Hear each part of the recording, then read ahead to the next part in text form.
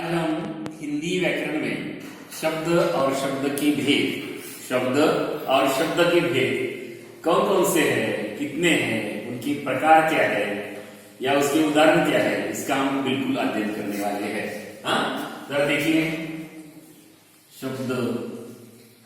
अब पहले हम देखेंगे शब्द का मतलब क्या है। आप लोगों को मालूम है कि मराठी हो या हिंदी हो, स्वर और व्यंजन ये अक्षर है, इन दोनों को कहते हैं अक्षर।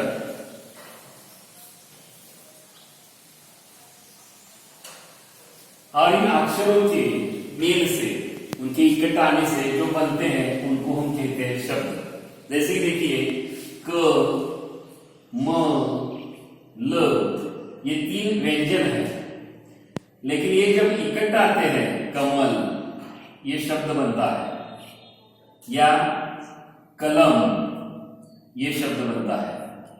इसका मतलब ये जो अक्षर है, इन अक्षरों के अर्थपूर्ण समूह को, अक्षरों के अर्थपूर्ण समूह को शब्द कहते हैं। समझ में आया? अब शब्दों में भी स्वर और व्यंजनों के आधार पर शब्दों के अनेक प्रकार के भेद यहाँ पर बनते हैं। जैसे देखिए कुल मिलाकर यहाँ पर पहले शब्द की जो भेद है, शब्द की भेद ये दो है। एक को कहते हैं हम सव्य और दूसरे को कहते हैं अव्यय। सव्य का मतलब विकारी शब्द और अव्यय का मतलब अविकारी शब्द। अब विकारी का मतलब जिनमें बदलाव होता है, बदल होता है। कैसे? तो यहां पर लिंग, वचन और पुरुष के आधार पर जो शब्द बदलते हैं, लिंग, वचन, पुरुष के आधार पर जो शब्द बदलते हैं उनको कहते हैं विकारी शब्द। और जिनमें बिल्कुल बदल नहीं होता, जिनमें विकार बिल्कुल नहीं होता, उनको कहते हैं अविकारी शब्द। कैसे? उदाहरण लेंगे तब आपको समझ में आ जाएगा। विकारी शब्दों में पहला है संज्ञा। आप लोगों को मालूम है संज्ञा किसे कहते हैं? मालूम है, जैसे हम मराठी में नाम कहते हैं। किसी व्यक्ति, वस्तु या प्राणी को पहचानने के लिए जो शब्द दिया जाता है उसको संज्ञा कहते हैं। जैसे कि राम, सीता, हनुमान, टेकड़ी, पर्वत, नदियां, ये सारे के सारे संज्ञा शब्द है। इसमें दूसरा शब्द है वो है विशेषण।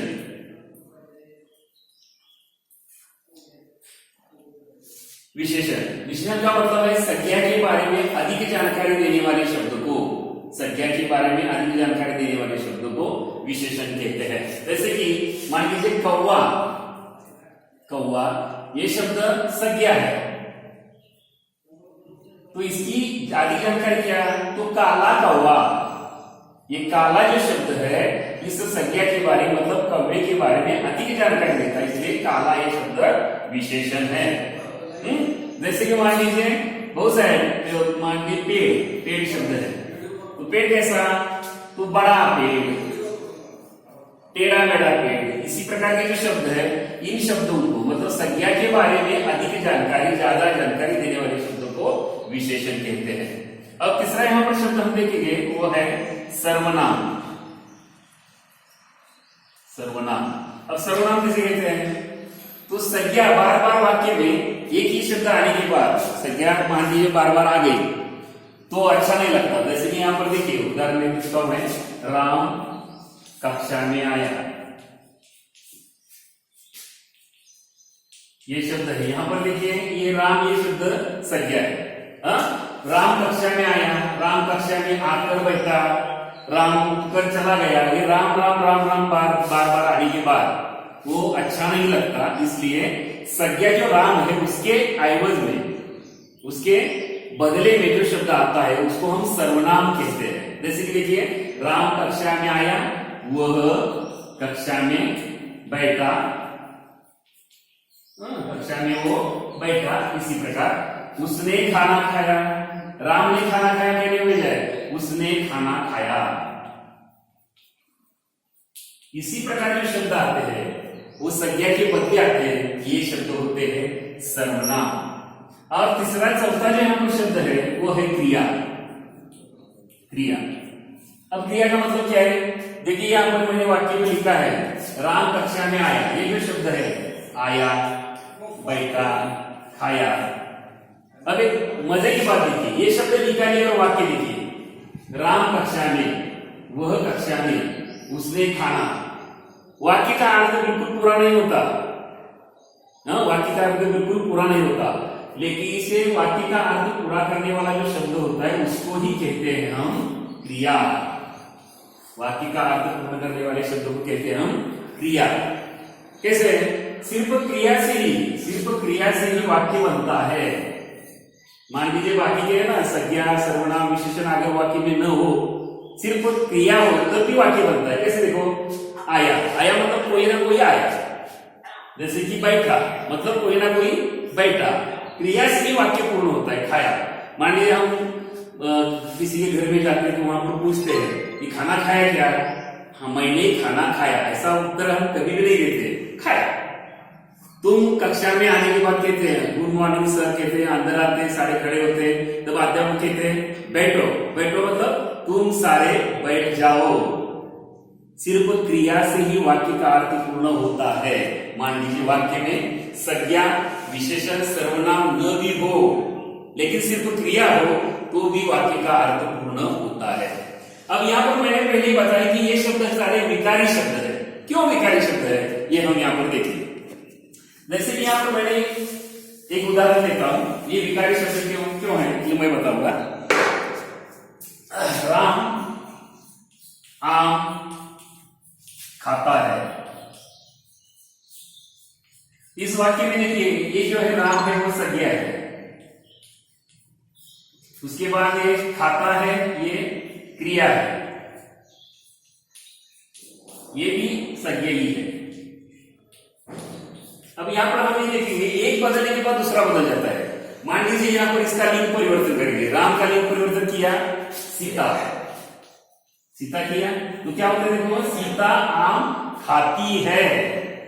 इसका मतलब इसमें परिवर्तन होता है, इसलिए विकारी शब्द है, इसलिए ये विकारी शब्द है। जैसे मान लीजिए यहां पर खाती किया, यहां पर खाती किया हमने, मतलब क्रिया का लिंग परिवर्तन किया, तो यहां पर अपने आप हमें संज्ञा का भी मतलब कर्ता का भी लिंग परिवर्तन करना पड़ता है। खाती है यहाँ पर वाक्य अच्छी तरह से बिल्कुल नहीं होता। इसी प्रकार बहुत सारे वाक्य हम देखेंगे, बाद में आपको पता चल जाएगा। तो यहाँ पर विकारी शब्द 4 प्रकार के, संज्ञा, विशेषण, सर्वनाम और क्रिया। अब यहाँ पर हम आते हैं अविकारी शब्द। अविकारी शब्द मतलब बिल्कुल बदलाव नहीं होता, ऐसे शब्दों को हम अविकारी शब्द कहते हैं। कैसे है? यहाँ पर मैं उदाहरण देता हूं। हाथी धीरे धीरे चलता है। यहां पर देखिए हाथी शब्द संज्ञा है और ये चलता शब्द क्रिया है। अब यहां पर हमने क्या कहा कि इनका हमें वचन बदलना है, लिंग बदलना है। तो मान लीजिए हाथी का लिंग हमने परिवर्तन किया तो हाथी आएगा हाथी न। हाथी धीरे धीरे चलती है। यहां पर क्रिया में परिवर्तन हो गया, लेकिन इस धीरे धीरे शब्द में परिवर्तन बिल्कुल नहीं होता, बिल्कुल नहीं होता, इसलिए इसको कहते हैं अविकारी शब्द। और ये है क्रिया विशेषण अव्यय, इसको कहते हैं क्रिया विशेषण अव्यय। ये हो गया क्रिया विशेषण अव्यय। अब यहां पर क्या क्रिया की विशेषता कैसे? जब ये कर्ता जो होता है, कर्ता को कैसे शब्द पूछा जाए, कर्ता को कैसे प्रश्न पूछा जाए, जो आने वाला उत्तर है वो क्रिया विशेषण अव्यय होता है। जैसे हाथी कैसे चलता है, धीरे धीरे चलता है, इसी प्रकार का आने वाला एक उत्तर है। अब दूसरा एक उदाहरण लेते हैं। दूसरा हमारा जो अव्यय है वो है संबंध सूचक अव्यय।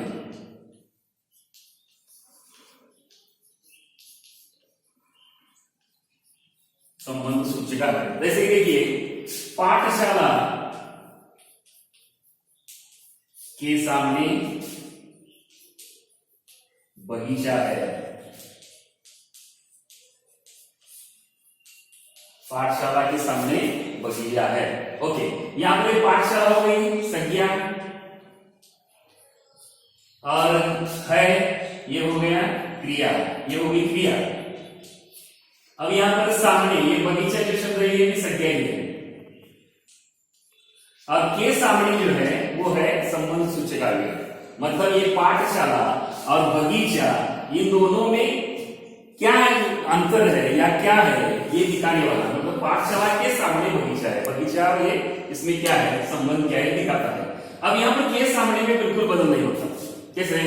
पाठशाला का वचन बदली या बगीचे का वचन बदली, पाठशाला के सामने शब्द में बिल्कुल बदलाव नहीं होता, इसलिए वह है संबंध सूचक अव्यय, संबंध दिखाने वाला शब्द। अब तीसरा शब्द है यहां पर समुच्चय बोधक, समुच्चय बोधक अव्यय। अब देखते हैं कि वाक्य मराठी में हो या हिंदी में हो या अंग्रेजी में हो, कभी कभी एक से अधिक वाक्य होते हैं और उनको जोड़ा जाता है। जैसे कि देखिए, अध्यापक कक्षा में आए, ये एक वाक्य है। छात्र खड़े हो गए, ये दूसरा वाक्य है। अब इन दोनों को जब हम मिलाते हैं तो ऐसा होता है कि अध्यापक कक्षा में आते ही या अध्यापक कक्षा में आए और छात्र खड़े हो गए, इन दोनों को मिलाया जाता है, वो है और, मतलब अनेक अक्षरों को, अनेक शब्दों को एक साथ जोड़ने वाला या अनेक वाक्यों को जोड़ने वाले जो शब्द होते हैं उनको कहते हैं समुच्चय बोधक अव्यय। जैसे कि और, किंतु, परंतु, अथवा, या। मराठी में दिखाई देने वाला शब्द ये हिंदी में भी आता है। वो ऐसे शब्द जो है ये वाक्यों को जोड़ने के लिए आते हैं, इसलिए कहते हैं इसको समुच्चय बोधक अव्यय। अब यहां पर चौथा प्रकार है, उसको कहते हैं विस्मयादि बोधक अव्यय। अब ये क्या है? देखो, विस्मय मतलब ये मन से संबंधित है। ये जो शब्द है विस्मय, ये मन से संबंधित है, मन के भाव है। कौन कौन से?